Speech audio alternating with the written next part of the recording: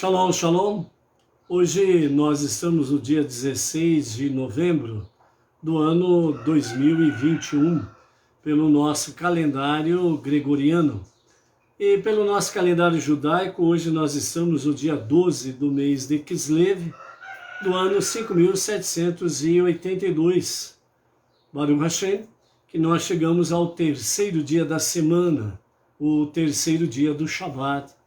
E automaticamente é a nossa terceira aliá, a nossa terceira leitura da nossa paraxá semanal, Vaishlach, que significa e ele enviou, ou seja, Yaakov, ele enviou os mensageiros a Esav, para anunciar a ele que Yaakov estava retornando a Canaã. Então, nós estamos hoje com 71 dias do ano 5782. Vamos ver então o recado, o ensinamento do nosso Rebbe Menachem Mendel sobre o cântico do galo. Tá escutando o galo aí? O galo tá cantando forte e firme hoje, hein? Então vamos lá. A sabedoria do nosso Rebbe Menachem Mendel, o tzadik da nossa geração, ele nos fala hoje da seguinte forma: trabalhar para ganhar a vida é bom. Deus quer que nos envolvamos no mundo material, a fim de torná-lo espiritual. O que não é bom é a ansiedade com o sustento. Não deixe seu eu interior envolver-se em seus negócios. Esse seu eu interior deve ser preservado para cumprir o seu propósito na vida. Ganhar muito dinheiro não é o propósito de sua vida. Ou seja, o nosso Rebbe Menachem Mendel está nos falando aqui sobre a questão que nós estamos no mundo físico, material, e automaticamente nós estamos envolvidos dessa forma, com esse mundo secular, mundano. E obviamente, todos nós trabalhamos para ganhar o nosso salário e com ele termos aí a questão de fazer o nosso sustento material e alimentar, né? O nosso Rebbe diz que tudo isso é bom, esse envolvimento. Porém, né, o que não é bom é a ansiedade com o sustento. Tem pessoas que não dormem porque ficam pensando como que vai realmente ganhar o pão no dia do amanhã, né? Pessoas que ficam aí envolvidos, o que eu vou comprar para comer, para beber. Então, a ansiedade, realmente, o que vai comer e beber no dia seguinte, tira o sono de muita gente, mesmo pessoas que têm a sua reserva na sua despensa, na sua casa. Mesmo pessoas que também têm dinheiro tranquilamente para comprar o que quiser no dia seguinte. Mas o que acontece aí é que pessoas acabam realmente sendo dominados pela ansiedade e isso lhe tira o sossego, a paz, a tranquilidade e a confiança em Deus. Então, portanto, amados, o nosso Rebbe diz que esta ansiedade, ela realmente não é bom. Não deixe o seu eu interior envolver-se em seus negócios, né? Ou seja, esse eu interior aí é exatamente essa ansiedade, a angústia, a aflição, né? Acaba envolvendo nos seus negócios, isso daí lhe traz maus resultados.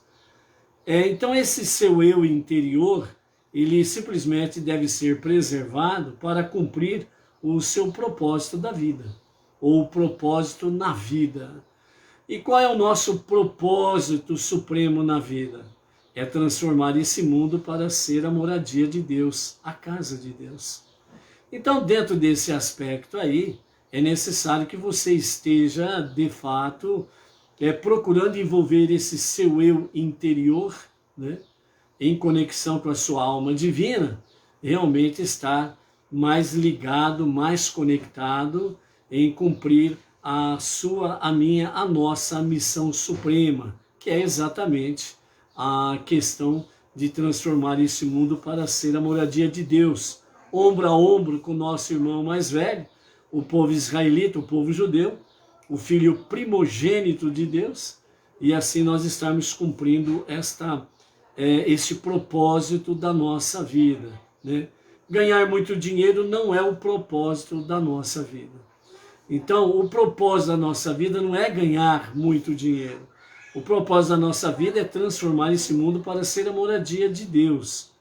Porém, nós podemos estar conectados com o nosso ganho financeiro, material, mas sem perder de vista que nós precisamos aplicar isto, né, no mínimo, os seus 10% com ofertas e voluntárias e coisas semelhantes, né, ofertas e dízimos, naquilo que realmente onde há estudo da Torá, que são causas nobres, para estar aí concretizando a transformação do mundo para ser a moradia de Deus. Então o objetivo não é ficar focado em ganhar muito dinheiro. O objetivo que nós precisamos ficar focados é esse: transformar o mundo para ser a moradia de Deus, correto? Então vamos firme nesse propósito aí, né? Baruch Hashem por isso daí, ok?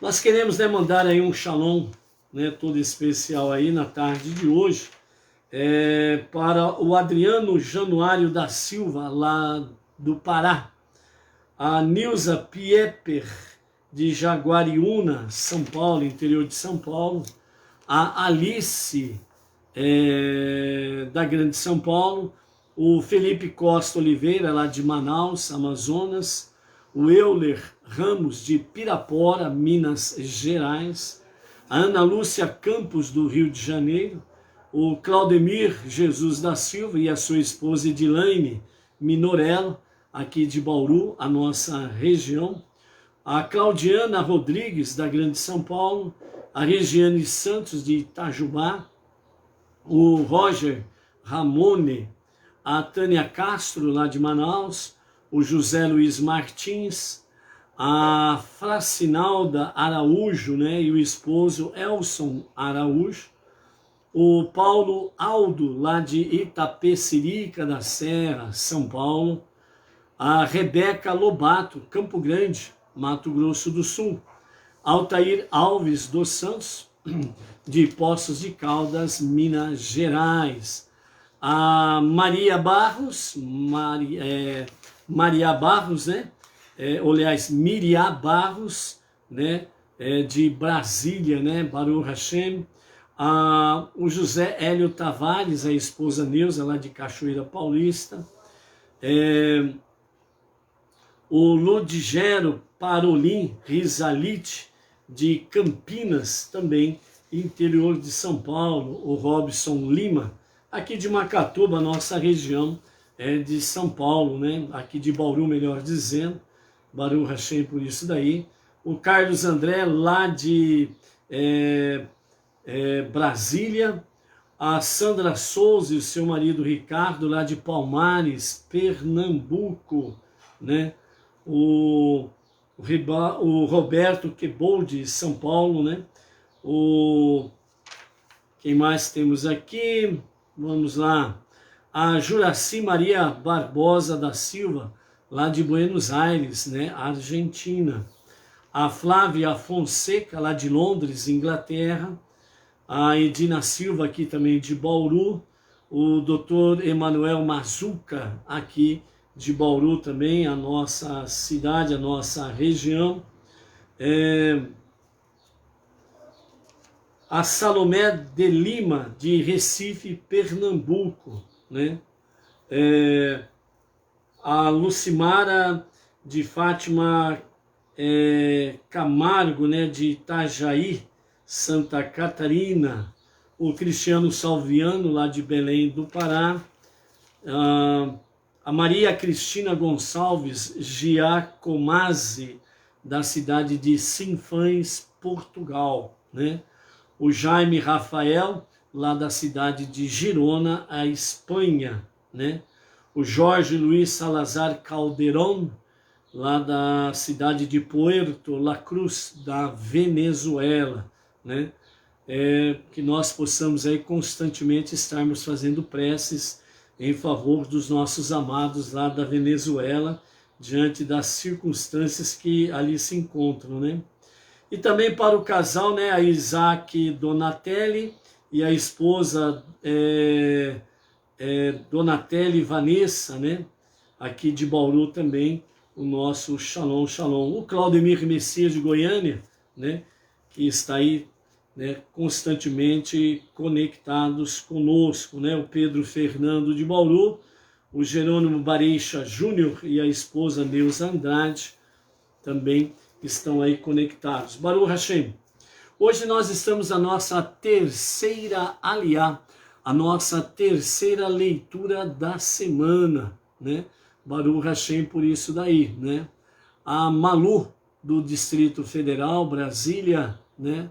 A Donária Carmo, lá de Portugal também, sempre conectada aí, né? Então a nossa terceira leitura aqui é uma continuidade daquele encontro entre Yaakov e Esav, né? Então vamos fazer a leitura com os comentários de Irash e mais ainda a sabedoria dos nossos mestres do Rabad, dos ensinamentos racídicos e aquilo que os nossos mestres traz também através do Midrash, ok? Então a terceira leitura está no capítulo 32, a partir do versículo 31, e nós vamos até o capítulo 33 e o verso 5, que assim nos diz. Então Yaakov denominou o lugar ali de Peniel, face de Deus, porque ele disse, né, vi um anjo de Deus face a face, e no entanto minha vida foi poupada. Aqui está se referindo àquela luta que ele travou entre ele e o anjo de Esav.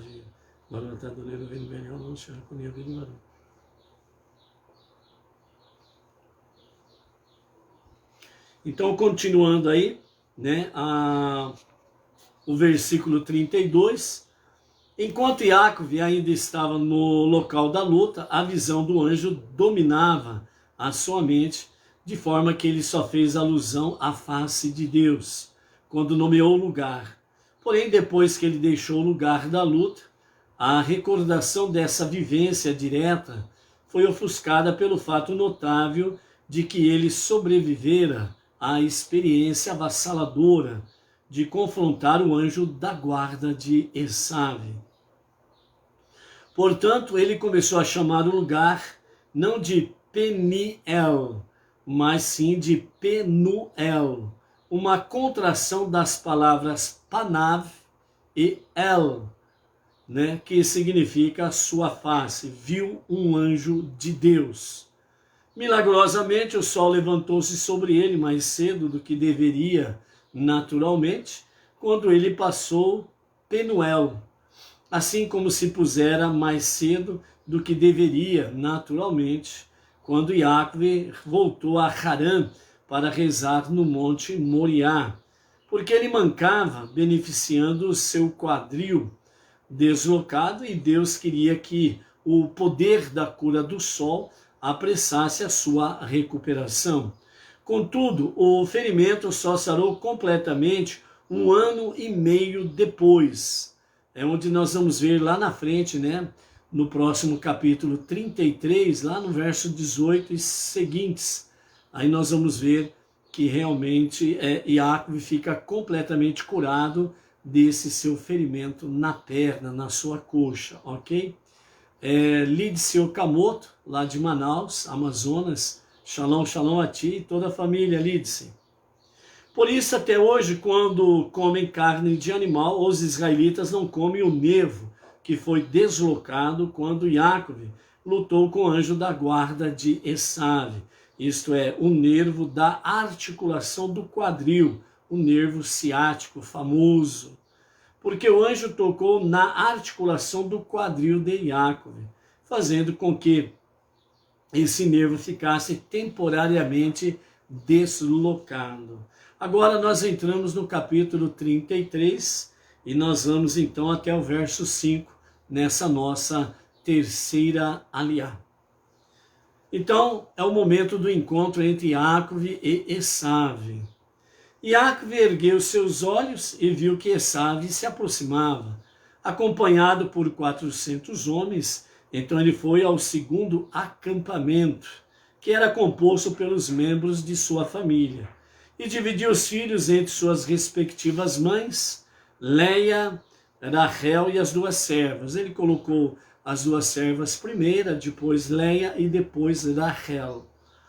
Ele os colocou em ordem crescente de importância, as servas e seus filhos, na frente Leia e seus filhos em seguida, e Rachel e o seu filho Yosef por último. Ele foi adiante deles, posicionando-se na vanguarda de seu acampamento, ou seja, na frente do acampamento das servas e os seus filhos. E prostrou-se 7 vezes enquanto se aproximava de seu irmão. Esav, vendo o irmão prostrar-se, ficou profundamente comovido com essa deferência e abandonou seus planos de atacar Jacob. Em vez disso, ele correu ao seu encontro e abraçou-o do fundo do coração e lançou-se sobre os seus ombros. No entanto, ele não foi completamente dominado pela emoção, beijou-o, mas não do fundo do coração. De outro ponto de vista, Esav beijou Jacob do fundo do coração, mas essa demonstração espontânea de emoção foi apenas passageira, e eles choraram de alegria quando se abraçaram. Esav ergueu seus olhos e viu as mulheres e as crianças e perguntou a Jacob: quem são estes para ti? E ele respondeu: estes são as mulheres e os filhos que Deus teve a bondade de conceder a teu servo. E aqui então nós encerramos a nossa terceira aliá. Para nós completarmos essa nossa terceira aliá, nós queremos deixar convosco, né, 2 posicionamentos. Primeiro, o que o Midrash, através dos nossos servos, aliás, dos nossos mestres, o que eles trazem para nós de conhecimento e aprendizado. E em seguida nós vamos ver uma reflexão do nosso Rebbe Menachem Mendel, né? O que ele nos fala a respeito exatamente sobre essa questão, né, em que Esav viu, né, os grandes presentes de Jacob, né, as joias, as pedras preciosas, os rebanhos, as riquezas de Jacob, né, no campo material e financeiro. Vamos ver o que o nosso Rebbe nos fala sobre isso daí, ok? Arthur Junqueira, aqui de Agudos, né, a região de Bauru. Arthur, shalom, shalom a você e toda a família. Então vejam bem, sobre essa questão que nós temos aqui diante de nós, em que Esav, né, viu seu irmão se prostrando 7 vezes, é tomado de uma certa emoção, né, e ele corre ao encontro do seu irmão Jacob e o abraça e em seguida o beija, né? Então o próprio Urashi, ele comenta que, como diz, o próprio Urashi comenta que Esav, a princípio, ele foi comovido pela ação de Jacob, de humildade, de reconhecer, né, de uma certa forma o senhorio de Esav. Era o seu irmão mais velho, né? Então esse respeito. Mas isso foi algo passageiro, foi muito rápido, essa aparente, né, demonstração de arrependimento. Então os nossos mestres, os nossos sábios nos falam através do Midrash a respeito desse encontro, desse beijo de Esav, da seguinte forma: o que Esav tinha em mente ao beijar Jacob era de fato um verdadeiro e genuíno arrependimento? Ele fez realmente teshuvá? Ele realmente estava disposto a corresponder com o amor que seu irmão Yaakov estava demonstrando a ele? Então, o nosso Rabi Shimon ben Yochai, ele explica que Esav, quando ele viu Yaakov curvando-se humildemente à sua frente, ele sentiu naquele momento pena do seu irmão. Beijou com todo o seu coração e sua alma, né?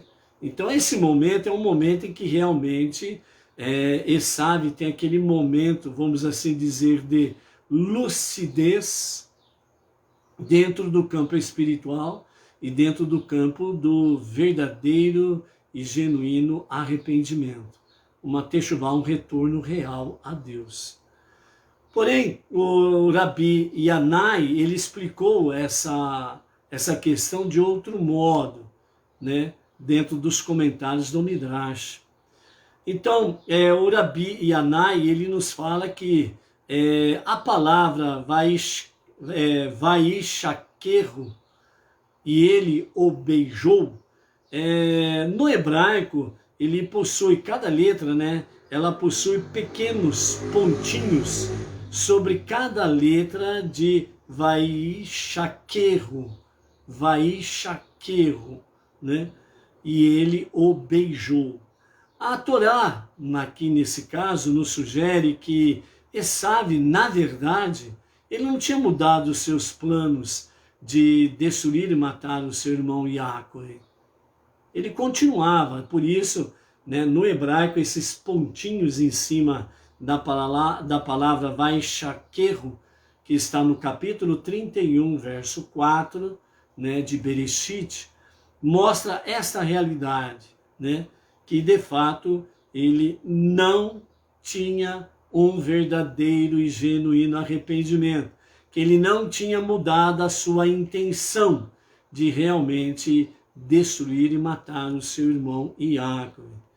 Então, pensou que pegaria desprevenido o seu irmão Yaakov, porque ele estaria, né, esperando que ele, Esav, se aproximasse dele, né, de Yaakov, e dessa forma, então, eles se abraçassem, se beijassem, e então Yaakov estaria numa posição uma posição frágil, indefensável, né? E Esav, com toda a sua força bruta, com todo o seu ímpeto, com toda a sua brutalidade em si, ele dominaria facilmente Yaakov, e ele estando desprevenido, obviamente, como ele estava naquele momento que ele se prostrou 7 vezes diante de Esav. Então, nesse sentido aqui, o Rabi Yanai, ele nos explica que a verdade é que Esav, ele se aproximou prontamente de Yaakov, se aproximou realmente para abraçar e beijar o seu irmão, que era exatamente isso que Yaakov estava aguardando. E nesse sentido, então, ele foi ao encontro de Yaakov, pronto para abraçá-lo e beijá-lo. Então, nesse sentido, Esav, ele já maquinou que Yaakov estaria desprotegido, ele estaria numa situação frágil, e ele poderia facilmente, realmente, matar Yaakov. De que forma? Então, o nosso Rabi Yanai, ele nos comenta, né, pelo Midrash, que Esav planejou rapidamente, no momento do abraçar o seu irmão e beijá-lo, ele pensou cravar os dentes no pescoço de Yaakov e morder o irmão de forma tão profunda que pegaria a sua jugular e ele morreria de hemorragia tranquilamente. Então, Esav, ele planejou matar o seu irmão Yaakov dessa forma, com uma mordida. Por quê? Porque Esav, ele sabia que estava de fato em desvantagem. Por que ele sabia que estava de fato em desvantagem? Porque tinha muitos a favor de Yaakov. Lembra que Yaakov, ele enviou, né, mensageiros, anjos, para o encontro com Esav, para anunciar que Jacob estava chegando e que ele queria fazer mais as pazes, né? Então, o Midrash nos relata que quando esses mensageiros, anjos em forma humana, eles partiram para o encontro com Esav, né? Então, quando eles chegaram lá, quem são vós? E aqueles 400 responderam que eram homens de Esav. Esav se identificou como Esav, né? Então, imediatamente, os anjos em forma humana começou realmente a atacá-los. E eles começaram a apanhar mesmo, né? E foi nesse momento que Esav, ele clamou para que eles parassem de agredi-los, né? Porque ele era neto de Abraão, e eles continuaram. E aí ele falou, mas eu sou filho de Isaac. E eles não pararam. Mas quando ele mencionou, eu sou irmão de Jacob, o qual está retornando para a nossa terra, e eu estou indo ao encontro dele. Então, imediatamente, os anjos, em forma humana, pararam de atacar a Esav e os seus homens. Então, eles falaram, os anjos, né, que Esav não sabia que eram anjos. Então falaram, então vocês são um de nós, então vamos lá ao encontro de Jacob. Então Esav, ele realmente viu que alguns cavaleiros estavam indo à frente deles para anunciar a Jacob que Esav estava chegando. E outros continuavam junto com eles. E tanto Esav como seus 400 valentes, né, ficaram olhando aquela escolta que estava em volta deles e olhavam para aqueles homens, aqueles guerreiros. Eles tinham um aspecto diferente, mas eles não conseguiam discernir, né? Eram homens muito fortes, né, um semblante sério, e causou muito medo a eles. E eles continuaram na boa. Aí quando chegou esse momento de encontrar Esav encontrar Jacob, então aí imediatamente Esav pensou, eu preciso encontrar Jacob de forma que ele não esteja com a guarda em alerta, e que ele esteja num momento frágil. E quando ele vê então de fato Jacob se prostrando 7 vezes diante dele, então Esav pensou, é agora. Eu vou me aproximar, vou abraçá-lo, vou beijá-lo, e na hora de beijar eu vou morder profundamente o seu pescoço, né? E vou pegar aí então a sua jugular e vou realmente matar a Jacob. Então esse foi o planejamento de Esav. Então ele desce do seu cavalo, vai ao encontro do seu irmão de braços abertos, os dois se abraçam, se beijam, né? Num amor fraterno, pelo menos pelo lado de Jacob, e assim o era. Então foi nesse momento que Esav falou, é agora. E ele foi, né, no momento do beijo, ele foi direto para morder o pescoço de Jacob e realmente causar-lhe danos sérios na sua jugular e assim matá-lo dessa forma. Mas aí o que acontece? Deus opera um grande milagre, e no momento que Esav beija a face de Jacob e aperta no abraço, e o pescoço de Jacob está à sua mercê, então Jacob está completamente sem defesa.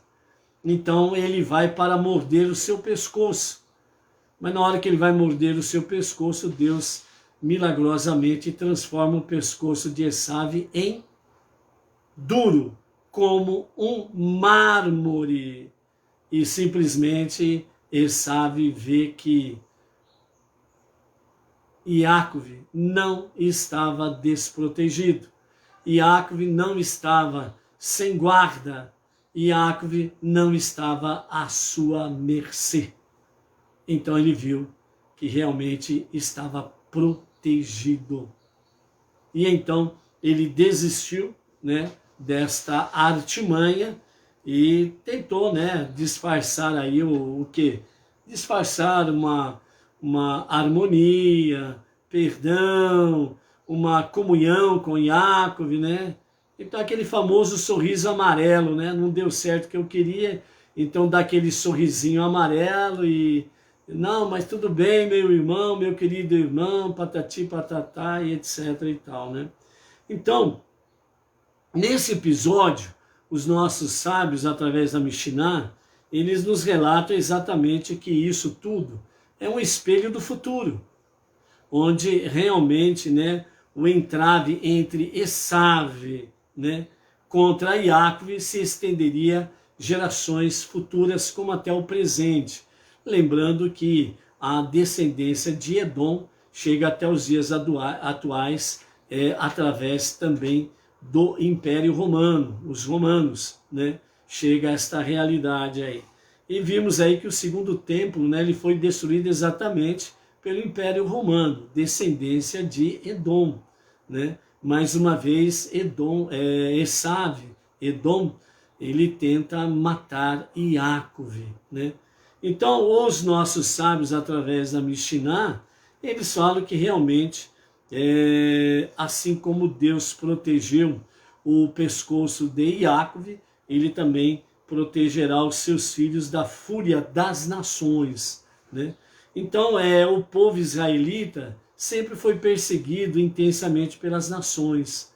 Houve muitas baixas, sim, não restam dúvidas, porém, eles não conseguiram exterminar a descendência de Yaakov, né? E por isso o povo judeu continua, graças a Deus, presente entre as nações. Bom, então dessa forma, Esav, então, ele parte para um momento de paz, né? Faz ali, então, as pazes com seu irmão Yaakov, e assim, Yaakov e Esav, então, começa a questionar, né? Realmente, quem são esses, né? Quem são essas mulheres, quem são essas crianças, e etc e tal, né? Então, Yaakov simplesmente explica para ele que é a sua família, e são os bens que Deus lhe deixou, né? Então, Esav, ele foi vendo, né, olhando a família daqui, a família dali, etc e tal, né? Então, quando chegou próximo, né, quando estava se aproximando, onde estava Rachel, né, então os nossos sábios falam que Yosef, ele coloca-se entre a sua mãe e Esav.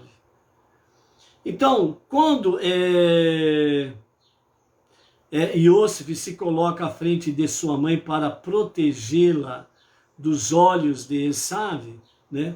Os nossos mestres, através da Mishnah, falam que Yosef, ele tomou uma decisão de proteger a sua mãe, protegê-la dos olhos malvados e perversos de Esav. Naquele momento, Rachel, ela estava grávida do seu segundo filho, Beniamim, e Yosef sabia disto. Então ele se coloca entre a sua mãe e o seu tio, Esav, e se coloca de uma forma em que ele esconde a sua mãe, Rachel. E aí os nossos sábios falam que ele, quando se coloca de frente para proteger a sua mãe, ele alcança uma estatura grande, onde ele encobre totalmente a sua mãe, protege totalmente a sua mãe, e Esav se estilinga, né? Ou seja, Esav percebe que a parada não está legal para ele, que ele não pode entrar em confronto, porque se ele entrar ele vai perder, então ele simplesmente sai fora e vai embora. Vai embora ali da presença de Yosef, ok? Então, continuando, né? Ao perceber, né, os servos e os gados de Yaakov, então Esav disse: pensei que você não estivesse interessado no mundo vindouro. Como você conseguiu amealhar tanta riqueza neste mundo? Então Esav sabia que a visão de Yaakov era do Olam Rabá, o mundo vindouro. Agora aqui ele encontra o seu irmão Yaakov muito rico. muito, muito rico. É por isso que os sábios falam pela Mishnah que Esav disse: eu pensei que você estava interessado só apenas no mundo vindouro, agora você chega aqui rico desse jeito, né? Então Yaakov simplesmente responde: Deus concedeu-me tudo isso para ser utilizado em seu serviço. Então a preocupação, se assim podemos dizer, de Yaakov não era de possuir muita riqueza. A preocupação dele, a dedicação dele, era de usar os seus bens em divulgar a unidade, a unicidade de Hashem, o reino do Olam Rabá, né? Então, a preocupação, no bom sentido, era exatamente de que Yaakov não estava olhando para as riquezas da forma propriamente dita como Esav estava olhando, né? Fazendo com que os olhos ali corressem, né? Os cifrões, né? Plim, plim, plim, plim, plim, plim, né? Mas Yaakov, ele tinha uma visão mais espiritual, celestial. O que ele possuía não era dele, era para o serviço a Deus, né? Por isso que nós vimos o Rebbe Menahem Mendel na Gota de Sabedoria de hoje, falando sobre a ansiedade para o sustento não é coisa boa. Por quê? Porque Deus cuida de cada um que confia nele. Simples assim. Yaakov então retruca, né? Quando Esav fala sobre o acampamento que foi ao encontro dele, que são os emissários, né? Os anjos em forma de homem. Então Yaakov simplesmente não quer entrar na questão de anjos, porque Yaakov estava acostumado a ver anjo, mas Esav, por causa de falta, né, de visão espiritual, ele só viu homens. Então Yaakov não estava a fim de explicar para ele que eram anjos, né? Então Yaakov simplesmente diz: não te disseram? São os meus homens, né? Então Yaakov compreendeu que Deus havia enviado o exército de anjos para amedrontar Esav. Por isso que ele falou que apanhou bastante, que apanhou legal, né? Então Esav também quis saber de quem eram os rebanhos, né? E aí Yaakov diz: são presentes para você, né? E aí Esav responde: tenho muito, guarde o que quer que seja teu. Então, nessa resposta aqui, os nossos sábios falam que está realmente bênçãos proféticas. Dentre elas está realmente que Esav admitiu, que Esav realmente reconheceu que as bênçãos que o seu pai, Isaac, deu para Yaakov, ele estava reconhecendo agora. Guarde o que quer que seja teu, ponto. Então, o nosso Pai te abençoou com todas as sortes boas de bênção, então guarde o que é teu. Então, dessa forma, Esav estava admitindo, reconhecendo que pertencia a Yaakov. Além disso, também, Yaakov insistiu, né? Fique com os meus presentes, e após muita insistência, Esav acaba aceitando os presentes de Yaakov. Porém, o que os nossos sábios querem chamar a atenção aqui é a diferença entre um tzadik e um perverso, né? O rachá, né? Perverso, rachá, o rahá, né? O perverso, né? Não importa quando Esav respondeu para Yaakov, né? Tenho tudo, tenho muito, melhor dizendo, né? Esav respondeu: tenho muito. Justamente em contradição com a resposta de Yaakov, que Yaakov disse: tenho tudo, tudo o que necessito. Então Yaakov, ele não estava com seus olhos voltados para o material, enquanto que Esav, que estava com seus olhos voltados para o material, ele simplesmente diz: tenho muito. Então aqui os nossos sábios mostram para nós uma realidade de um tzadik e de um perverso, né? De um justo e um perverso. O justo, ele sempre está contente com aquilo que Deus lhe dá, ponto. O perverso, por mais que ele tenha, ele nunca está contente.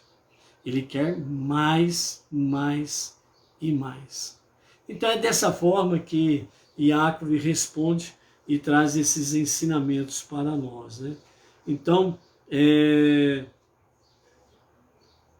porém, perversos como Esaú falam de maneira arrogante: tenho muito, enfatizando a abundância de seus bens e proclamando que acumularam muito, mas nunca o suficiente, pois são constantemente consumidos pela ganância, né? Então Esaú sugeriu a Iácov, continuemos nossa viagem. Então, até aqui nós temos, né? Esaú diz: tenho muito, e Iácov simplesmente diz: tenho tudo o que eu preciso. Certo? Esse tenho tudo que eu preciso são as bênçãos do Eterno. Não importa o poder aquisitivo, o que importa são as bênçãos do Eterno, ponto. E para Esaú, tenho muito, ou significando que, por mais que eu tenha, nunca estou satisfeito com aquilo que eu tenho, né? Então, por isso, o nosso Rebbe Menachem Mendel, ele diz: quem é rico? Rico é aquele que agradece a Deus pelo que tem. Ponto final, ok? Então, Iácov, né, quando foi convidado por Esaú para andarem juntos, né? Então Esaú pensou: é melhor não viajar na companhia de um rachá, né? Que é perverso, né? Rachá, o perverso, né? Então, aquele famoso ditado, né? Antes só do que mal acompanhado, diga-me com quem andas, eu te direi quem és.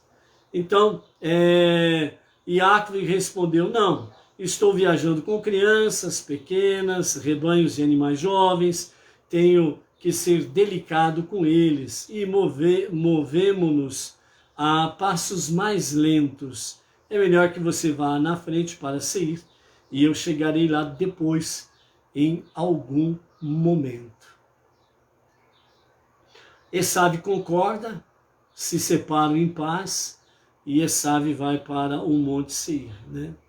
A história de Iácov, ela comprova que Iácov, ele nunca foi ao encontro de Esaú no Monte Seir. Ele nunca foi lá. Então, Esaú, ele voltou sozinho para a terra de Seir, porque os seus 400 generais tinham abandonado por causa da surra que levaram dos mensageiros. E Iácov retorna sozinho, então, para a terra de Seir. Iácov, né, quando ele diz: eu irei ao teu encontro em Seir em algum momento, porque os passos nossos são lentos. Então os nossos sábios dizem que, de fato, Iácov, ele não mentiu para Esaú. Que Iácov, ele vai sim ao Monte Seir. E quando sucederá isso? Nos dias de Mashiach. Quando acontecer a revelação do justo Mashiach, então aí acontecerá este encontro. Este encontro no Monte Seir, ele será realmente com Mashiach. Esaú com Mashiach. E aí acontecerá realmente a redenção final de Esaú. Então é isso que os nossos sábios falam com referência a isso daí, ok?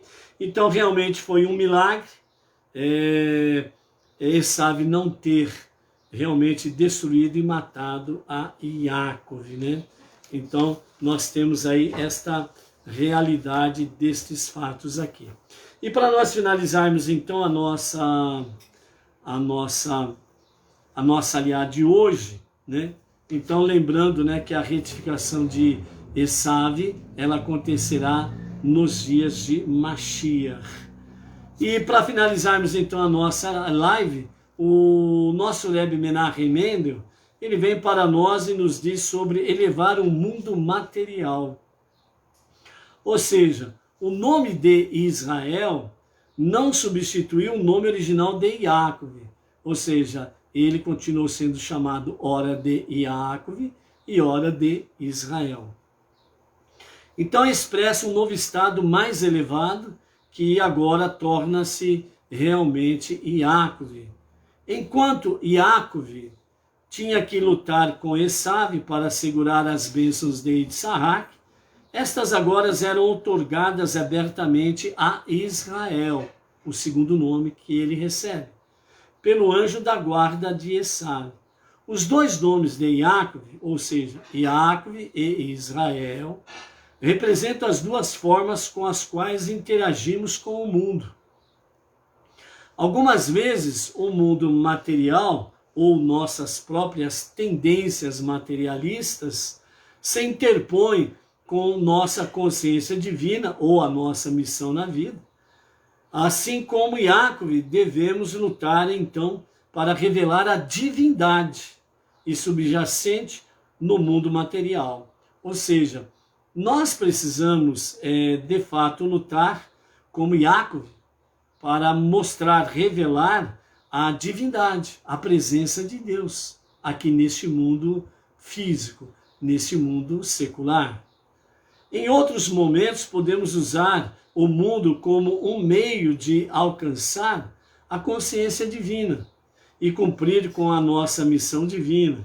Em tais ocasiões, como Israel, nosso desafio é aproveitar essas oportunidades para levar o mundo a um estado subsequente de consciência divina, elevar, né, este mundo para um estado de consciência divina, como para promover nosso próprio crescimento espiritual.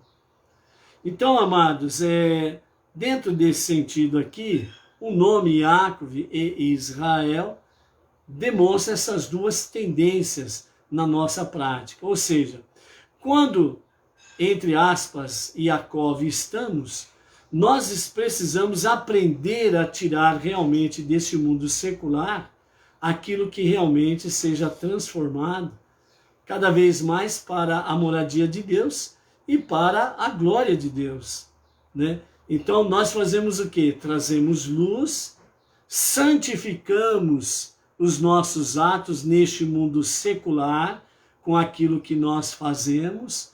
Então nós estamos realmente transformando o mundo nesse sentido. E como Israel, nosso desafio é aproveitar essas oportunidades, tanto para levar ao mundo um estado superior de consciência divina, como para promover nosso próprio crescimento espiritual. Então, como Israel, entre aspas, né?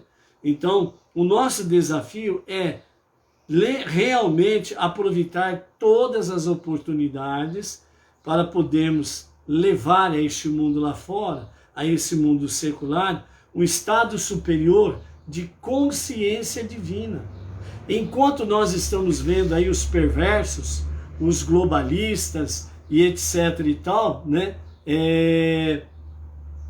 querendo escravizar a humanidade, oprimindo a humanidade com questões aí que estão relacionadas aí nesses últimos 2 anos, né, escravizar as pessoas, mas essencialmente tirar a consciência divina das pessoas.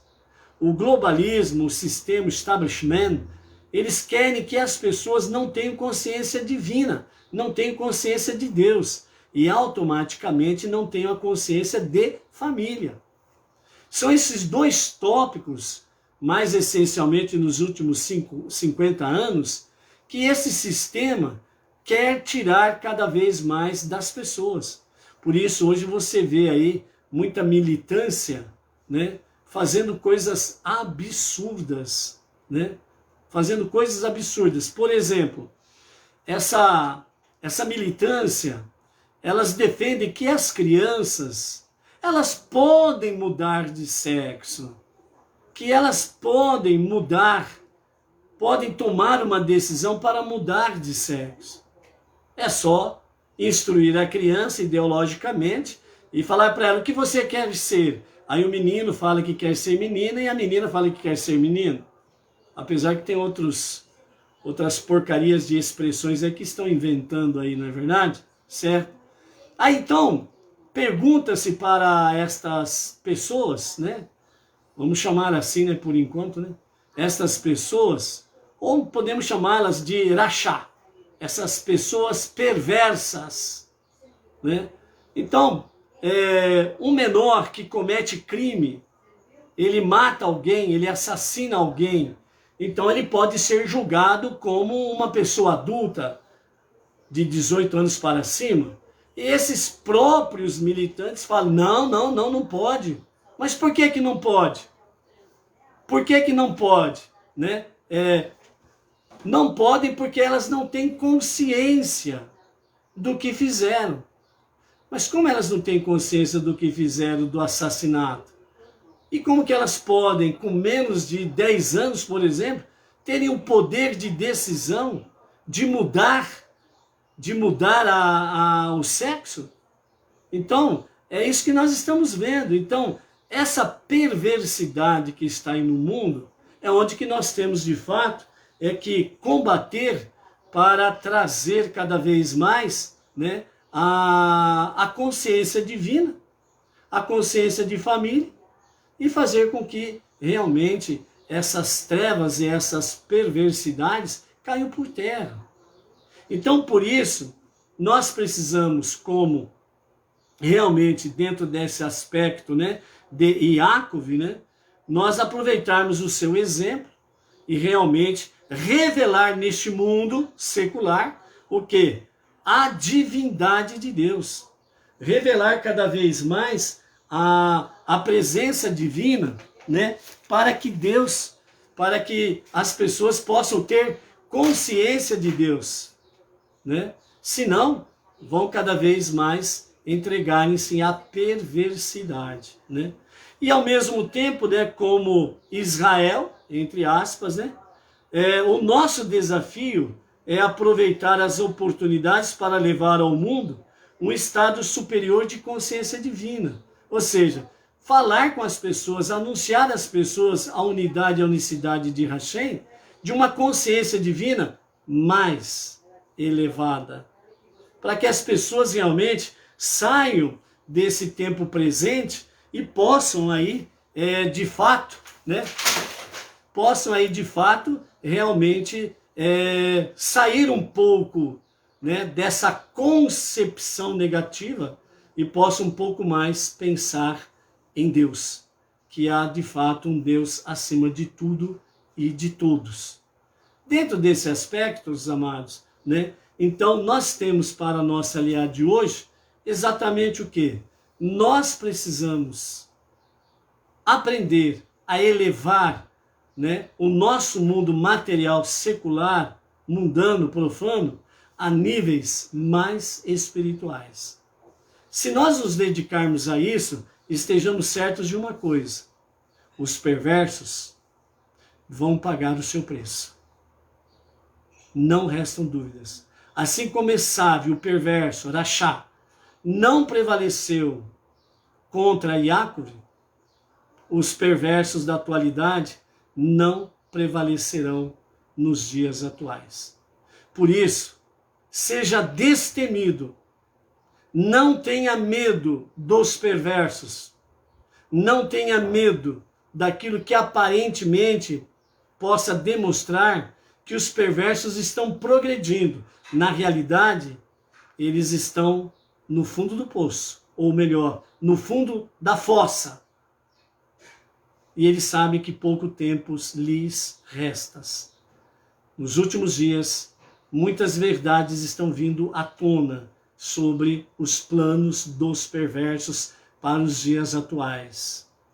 Cairão por terra, porque os dias de Mashiach, os dias para a revelação do justo e verdadeiro Mashiach, terá sim uma grande porcentagem de muita luz divina neste mundo, de muita consciência divina neste mundo, de muita consciência de família neste mundo. Por isso, seja forte, seja luz, seja alguém que realmente está disposto a enfrentar os desafios e ajudar a retificar este mundo. Até amanhã. Shalom, shalom.